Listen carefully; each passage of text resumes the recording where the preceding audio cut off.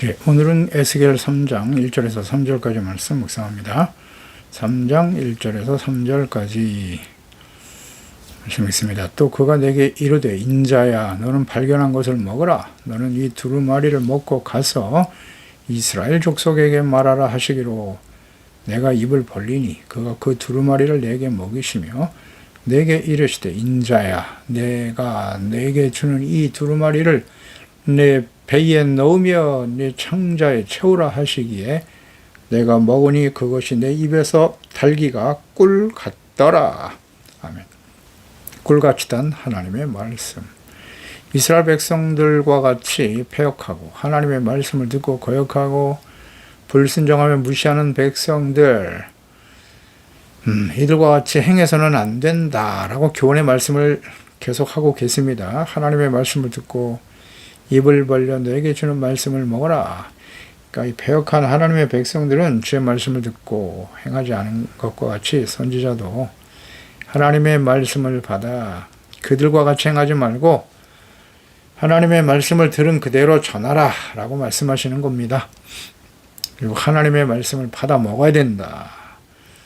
말씀에 대해서 반역하지 말고 거부하지 말고 있는 그대로 받아들여 증거하라는 뜻이겠지요. 그 많은 선지자들이 거짓을 전하는 이유가 하나님의 말씀, 당시에 이스라엘 백성들에게 선포된 하나님의 말씀은 책망과 심판이었거든요. 재앙의 말씀이었어요. 근데 그 말씀을 대하고 보니까 하나님의 백성들에게 그 말씀을 전한다는 것이 자기 자신에게도 해가 될 것이지만 하나님의 백성들이 듣기 싫어하는 말씀이니까요. 그래서 그 말씀을 그대로 전하지 않고 자기의 생각을 더하여 전했습니다. 그것이 거짓 선지자입니다. 사람들이 듣기 싫어하니까요. 이건 정말 매우 중요한 문제입니다.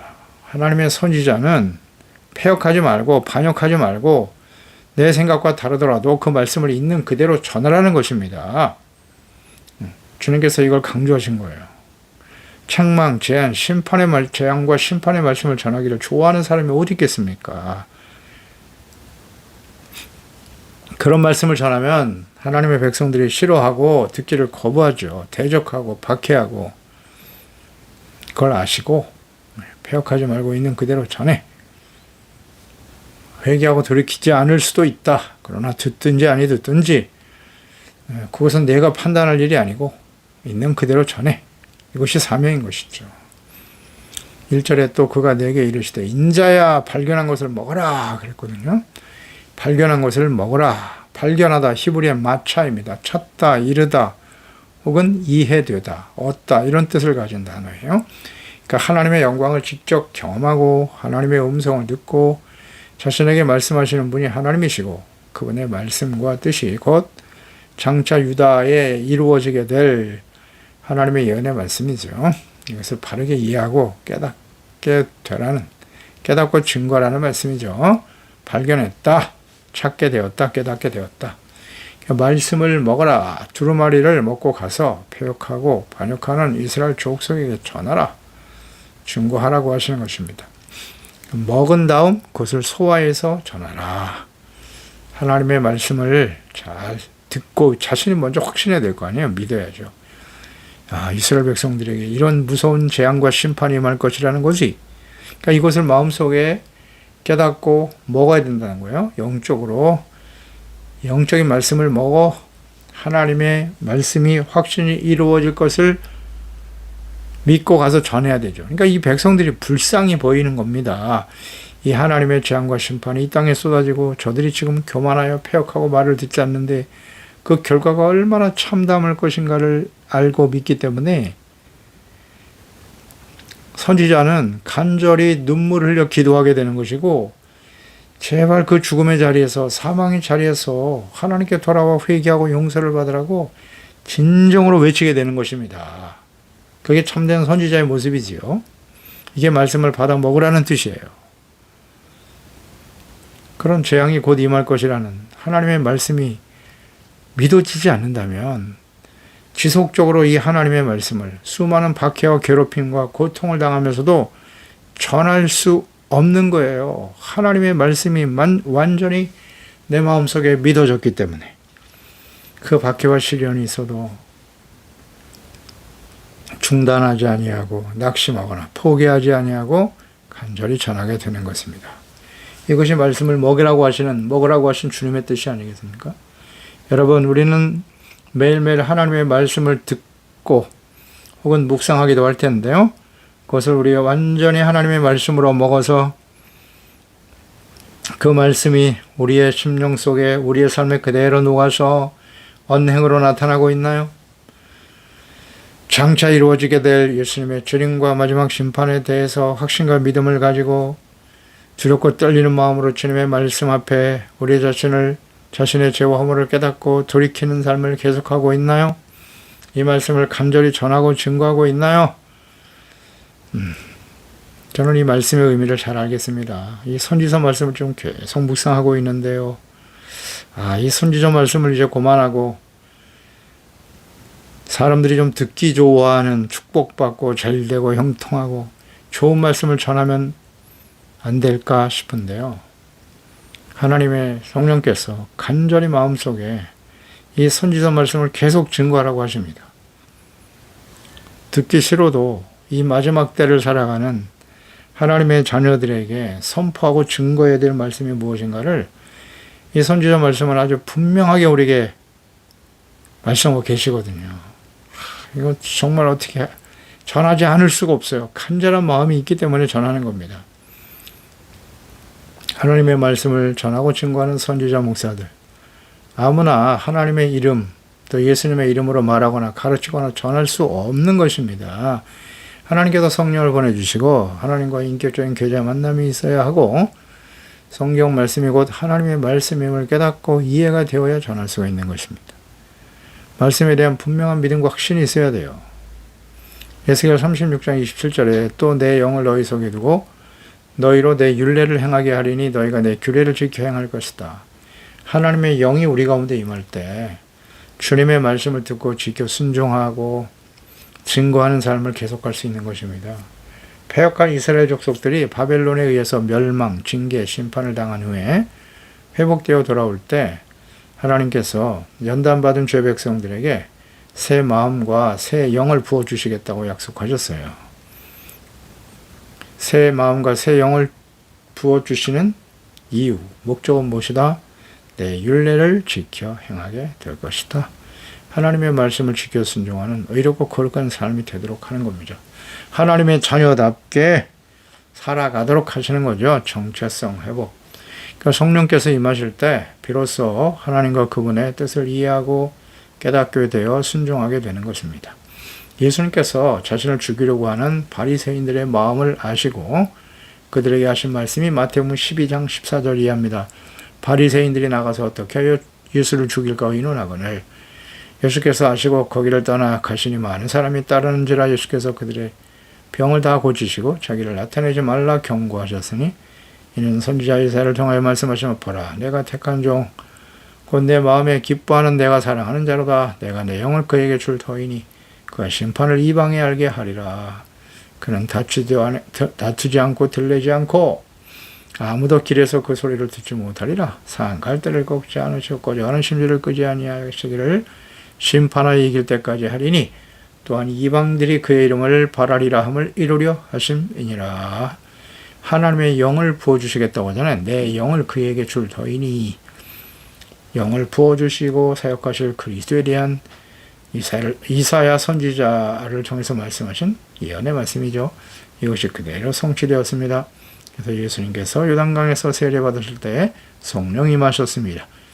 예수님도 사람의 몸을 가지고 계셨기 때문에 성령님과 함께 사역을 감당하셨습니다.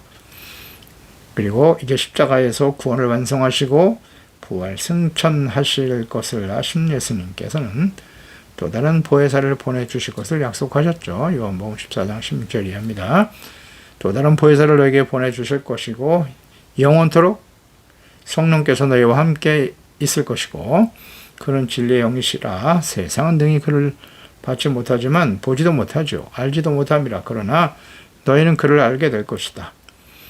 그는 너희와 함께 거하시며 너희 속에 계시겠음이라 말씀하셨죠.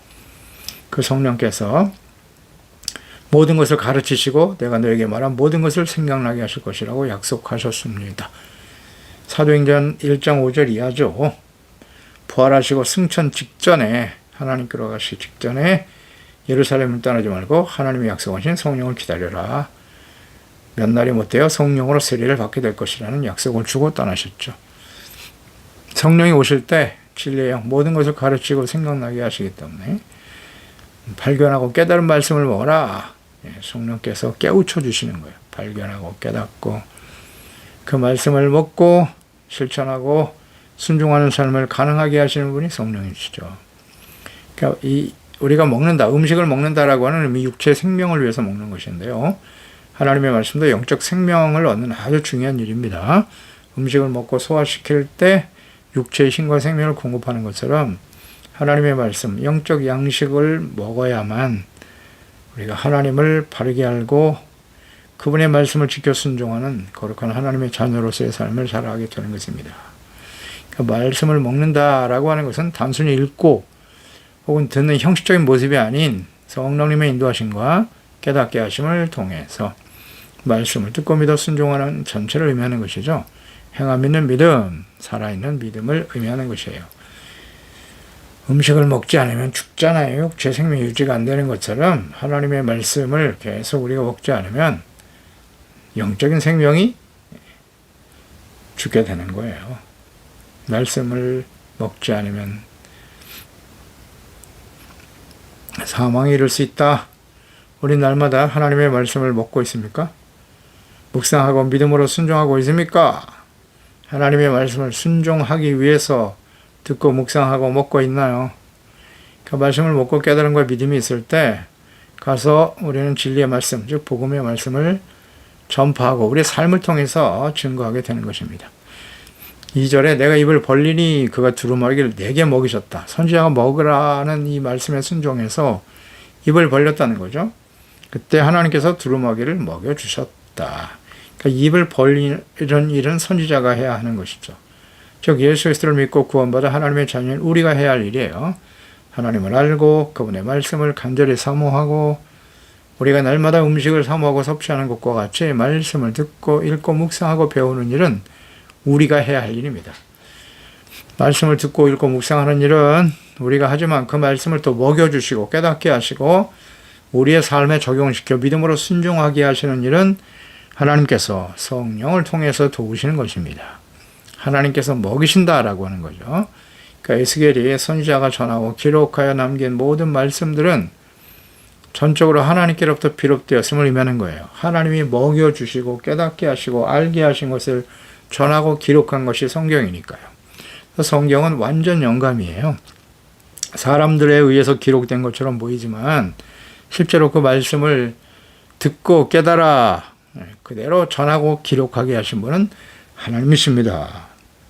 그래서 성경의 저자는 성령이시고 하나님이신 거예요. 사람이 기록한 것이 아니에요. 이거 모르면 안 됩니다. 자세히 나와 있잖아요. 선지서 말씀을 읽어보면 말씀의 기원이 어떤 것인지 단순한 사람의 이야기인지 아닙니다. 하나님이 먹여주시지 않으면 깨닫게 하시지 않으면 하나님의 뜻을 이해할 수 없습니다. 성경은 하나님의 말씀이에요. 그래서 하나님을 직접 경험하고 성령으로 거듭나고 그분이 직접 말씀을 듣게 하시고 깨닫도록 먹여주신 하나님의 말씀 어찌 전하지 않을 수가 있겠어요. 전할 수밖에 없는 겁니다. 하나님 직접 말씀하셨는데요. 그래서 박해와 시련, 고난이 있더라도 하나님의 말씀을 담대히 전하게 되는 것입니다. 하나님이 직접 말씀하셨으니까. 그러니까 참된 선지자들이 많은 박해와 고난 속에서도 굴하지 아니하고 하나님 말씀, 즉 책망과 회개, 심판, 회복의 말씀이죠. 이것을 전했던 이유는 예레미야도 이와 동일한 심정에서 예레미야 20장 9절에 말씀합니다. 내가 다시는 여호와를 선포하지 아니하며 그의 이름을 말하지 아니하리라 하면 나의 마음이 불붙는 것 같아서 골수에 사무치니 답답하여 견딜 수 없나이다 라고 고백하고 있죠. 주님의 말씀을 직접 들었기 때문에 전하지 않으면 마음이 불붙는 것 같다라는 표현을 하잖아요. 안 할 수가 없습니다. 그래서 예수님께서도 자신을 죽이려고 하는 거짓 목자들, 대제사장, 서기관, 바리새인들에게 화 있을진저 외식하는 자들아 라고 담대히 외치실 수 있었습니다. 묵묵히 그리고 십자가를 지고 그 길을 걸어가셨습니다. 그러니까 제자 베드로와 요한은 사내들인 공회에서 잡혀 복음을 전하는 일을 중단하라고 협박과 위협을 당했을 때 성령의 충만을 받은 제자 베드로와 사도들 뭐라고 말했습니까? 사도행전 4장 18절 이하죠. 그들을 불러 경고해 도무지 예수의 이름으로 말하지도 말고 가르치도 말라 하니 베드로와 요한이 대답하여 이르실 때 하나님 앞에서 너희의 말을 듣는 것이 하나님 말씀을 듣는 것보다 옳은가 판단하라. 우리는 보고 들은 것을 말하지 아니할 수 없다 하니 관리들이 백성들 때문에 그들을 어떻게 처리할지 처벌할지 방법을 찾지 못하고 다시 위협하여 놓아 주었으니 이는 모든 사람이 그 된 일을 보고 하나님께 영광을 돌림이로라. 아멘이지요. 우리가 보고 들은 것을 말하지 않을 수 없다. 담대하게 하나님을 만난 사람들이죠. 예수님 직접 만나고 예수님의 죽으심과 부활의 현장에 있었잖아요. 제자들이. 이를 위해서 제자들을 예수님께서 택하신 거고요. 12명의 제자를 불러 세우신 것입니다. 증인 삼으시려고. 그래서 그들은 성령 임할 때 비로소 담대함을 얻어 주님의 복음을 전파하게 되었습니다. 오늘날도 마찬가지죠. 하나님의 성령께서 우리 가운데 맞춰서 우리 거듭나게 하시고 영신 하나님과 그 아들 예수 그리스도를 인격적으로 만난 사람들은 성경을 통해서 하나님의 음성을 듣게 되어 있습니다. 그 말씀이 살아계신 하나님의 음성이기 때문에 말씀이기 때문에 우리는 온전히 순종할 수밖에 없나이다. 삶을 통해서 증거되고 입을 벌려 그리스도의 복음을 전파하고 증거하는 삶이 되는 것이죠. 한번 누가 시키고 무슨 훈련을 받아야 되는 게 아니에요. 너무나 자연스러운 거예요. 성령이 임하시고 거듭나면 예수 그리스도를 만나고 하나님의 영광을 경험한 사람들은 그 은혜와 사랑, 십자가에 나타나는 주님의 사랑과 은혜를 깨달은 사람들은 담대히 전하게 되는 것이죠. 3절에 내가 이르시되 인자야 내가 네게 주는 이 두루마기를 내 배에 넣어라 먹으라고 하시더니 또 입에 넣어 먹여 주신다고 하셨고 더 나가서 배에 넣으며 창자에 채워라 이렇게 말씀하시네요. 이 두루마리를 배에 넣고 창자에 채워라. 이것은 두루마리에 기록된 내용이 어떤 것이었습니까? 2장 8절 이하에서 보았죠. 그 말씀을 보니까 그가 그것을 내 앞에 펼치시니 그 안팎에 글이 있는데 그 위에 애곡, 재앙의 말이 기록되었다 그랬거든요. 그 두루마리 책에 먹으라고 하신 이 말씀의 내용이 뭐냐면 애곡, 재앙, 애가예요. 이스라엘의 죄악에 대한 하나님의 심판이죠. 또 그들이 당하게 될 재앙과 슬픔과 탄식에 관한 말씀이었습니다. 이 말씀을 먹고 배와 창자에 넣으라고 하십니다. 그러니까 단순히 귀로 듣고 흘려버릴 말씀이 아니라 창자에 넣어서 완전히 소화시켜라. 즉 하나님의 심판의 말씀이 반드시 이루어질 것임을 믿고 확신하고 흔들림 없이 담대함을 가지고 증거해야 함을 강조하시는 겁니다. 이 말씀에 대한 태도인데요. 형식적인 묵상 읽고 듣지만 말씀에 대한 의미에 대해 깊은 묵상과 삶에 적용하지 못하는 경우가 너무나 많습니다. 내가 듣기 좋은 말씀은 받아들이고 회개하라, 책망 이런 말씀은 마음에 깊이 새기지 않아요. 듣고 흘려버립니다. 이래서는 안 된다는 거예요. 배에 넣고 창자에 넣으라고 하는 것은 지금 그가 들어야 되고 또 전해야 될 말씀이 그렇게 듣기 좋은 말씀이 아니거든요. 애가 장차 다가올 슬픔과 탄식, 재앙에 대한 심판의 말씀을 전해야 하는 것입니다. 그래서 깊은 묵상, 어떻게 나의 삶에 이것을 적용할 것인가, 진지한 태도로 말씀을 묵상하지 않기 때문에 신행 불일치, 믿음과 행함이 맞지 않는 왜곡된 신앙생활을 하게 되는 거죠. 착한 행실로 하나님께 영광을 돌리지 못하는 것입니다. 착한 행실, 의의 삶, 의하면 언제든지 하나님의 말씀을 지켜 순종하는 것과 또 하나는 말씀 앞에 드러난 자신의 죄를 깨닫고 회개하고 용서받는 의, 동시에 생각해야 돼요. 그것이 착한 행실이고 의의 삶이요 거룩함이요 하나님의 영광을 나타내는 것이지요. 그러니까 분명 선지자에게 먹게 하신 하나님의 말씀은 재앙과 심판의 말씀이기 때문에 먹기에는 아주 매우 쓴 말씀이었을 겁니다. 그런데 그것이 내 입에서 달기가 꿀 같더라. 재앙의 말씀인데 꿀같이 달더라는 것입니다. 그러니까 하나님은 이러한 모든 과정을 통해서 궁극적으로 선하고 아름다운 하나님의 뜻을 이루신다는 측면에서 그 말씀이 꿀처럼 달았다라고 했을 겁니다. 비록 주의 백성들이 하나님을 버리고 악을 행하고 돌이키지 않은 완악하고 패역한 자들이지만 그들을 사랑하시는 하나님께서 징계와 환난을 통하여 그들을 온전케 하시는 겁니다. 정체성 회복, 사명 회복, 하나님의 거룩한 자녀 백성으로 하나님의 다스리신 하나님의 왕이 되었으리시는 하나님의 나라의 회복, 이것을 위해서 하나님이 이러한 시련과 어려움도 당하게 하시는 것이기 때문에 궁극적으로 하나님의 백성들이 이제 하나님과의 관계가 회복되어서 하나님의 주시는 참된 은혜와 복을 누리며 살아가게 될 것이다. 결과가 아름답다는 거죠. 입으로는 쓰지만 결국은 달더라. 고진감래라. 그렇습니다. 시련과 어려움을 통해서 달콤하고 아름다운 미래가 찾아오게 될 것이다. 그래서 시련과 연단을 당하게 하시는 겁니다. 말씀은 책망과 교훈인 거예요. 의로 교육하는 말씀이기 때문에 말씀 앞에서 죄를 버리고 회개하고 용서받고 거룩한 하나님의 자녀로 회복되어질 때 그것이 참된 기쁨과 평강으로 찾아오는 것이죠. 시편 19편 9절 이하에도 여호와를 경외하는 도는 정결하여 영원까지 이르고 여호와의 법도 진실하여 다 의로우니 금 곧 많은 순금보다 더 사모할 것이며 꿀과 송이꿀보다 더 달도다. 아멘. 이것이 진정 살아계신 하나님을 만난 사람들, 하나님을 아는 사람들의 고백이 아니겠습니까? 순금보다 더 사모한다. 이 말씀을 적용시켜 보세요. 순금, 재물이죠.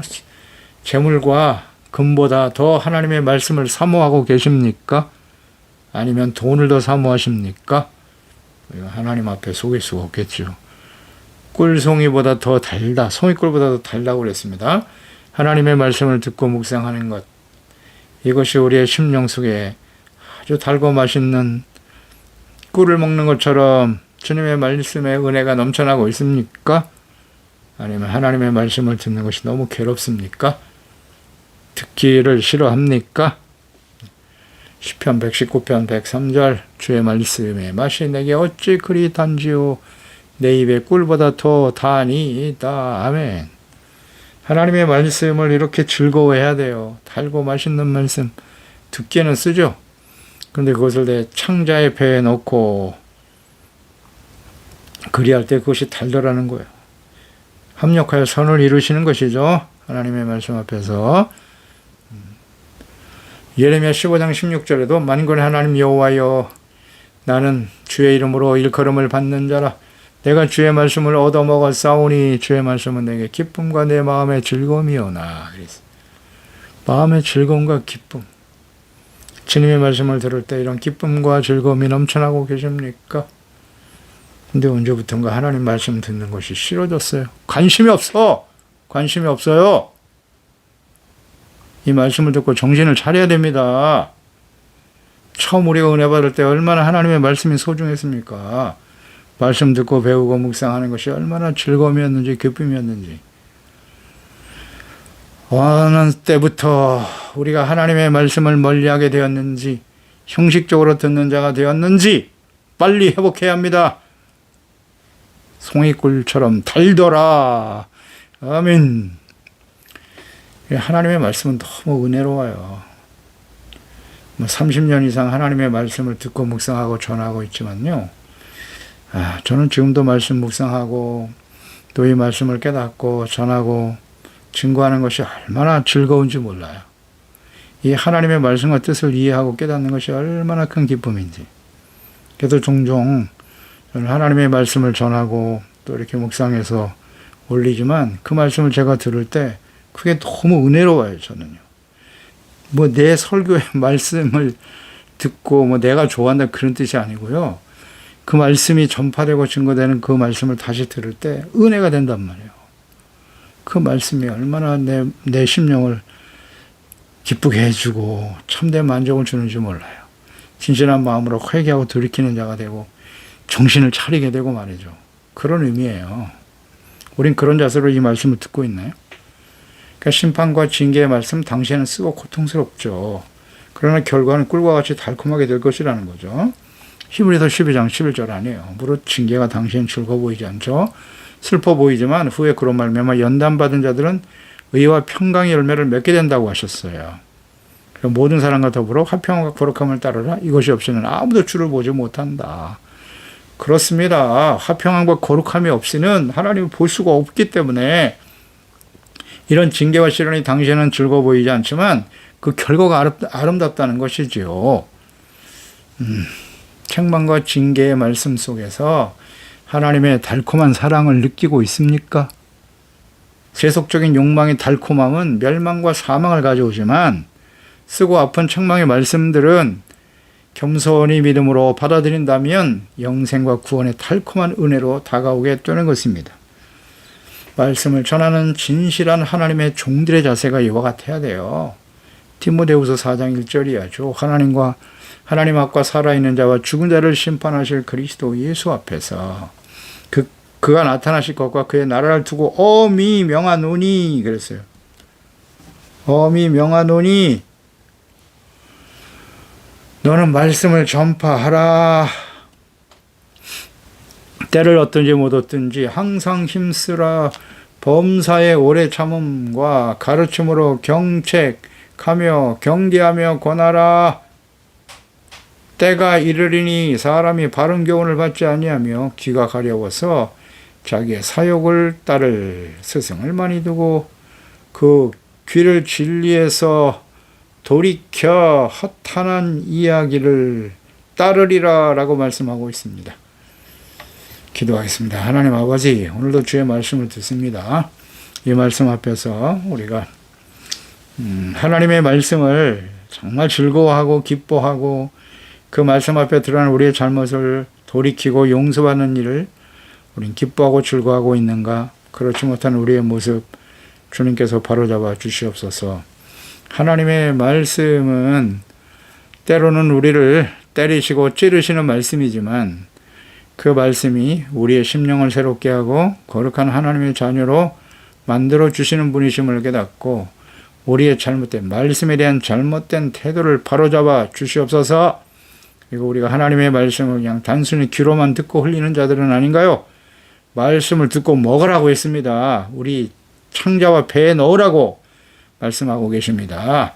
이 말씀이 우리의 인격과 삶에 그대로 녹아서 신행 불일치 않은 어리석은 자가 되지 않게 해주세요. 부끄러운 우리의 모습들이 너무 많습니다.